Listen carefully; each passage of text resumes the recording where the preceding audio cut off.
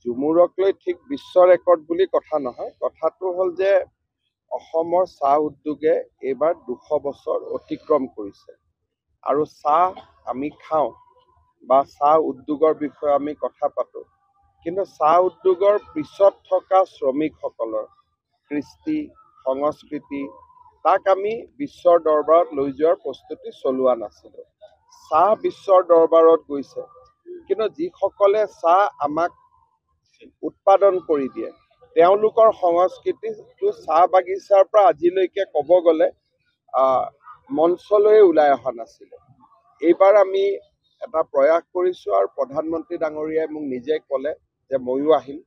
গতিকে মই আশা কৰিছোঁ আৰু সিদিনাখন দেশ বিদেশৰ এম্বেচেডৰসকল আহিব, বিভিন্ন উদ্যোগপতি আহিব। গতিকে মই ভাবোঁ যে যথেষ্ট এটা সুন্দৰ পৰিৱেশত আমি ঝুমুৰ নৃত্য পৰিদৰ্শন কৰাব পাৰিম আৰু ই চাহ বাগিচাৰ সংস্কৃতিৰ প্ৰতি এটা জাতীয় স্বীকৃতি হ'ল।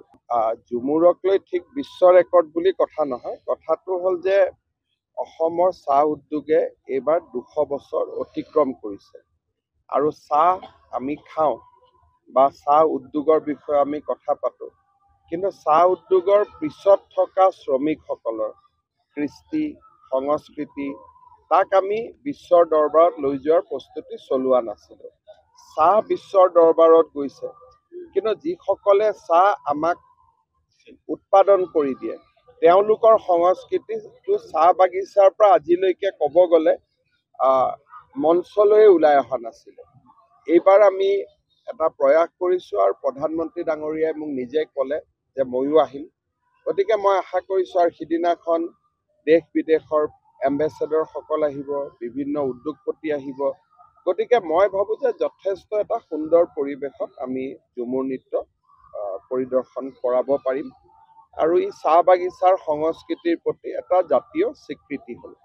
ঝুমুৰক লৈ ঠিক বিশ্ব ৰেকৰ্ড বুলি কথা নহয়। কথাটো হ'ল যে অসমৰ চাহ উদ্যোগে এইবাৰ ২০০ বছৰ অতিক্ৰম কৰিছে আৰু চাহ আমি খাওঁ বা চাহ উদ্যোগৰ বিষয়ে আমি কথা পাতোঁ, কিন্তু চাহ উদ্যোগৰ পিছত থকা শ্ৰমিকসকলৰ কৃষ্টি সংস্কৃতি তাক আমি বিশ্বৰ দৰবাৰত লৈ যোৱাৰ প্ৰস্তুতি চলোৱা নাছিলোঁ।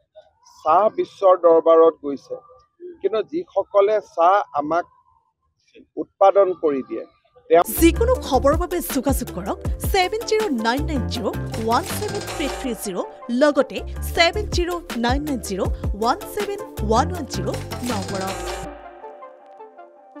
যিকোনো খবৰৰ বাবে যোগাযোগ কৰক 7099017330 লগতে 7099017110 নম্বৰত।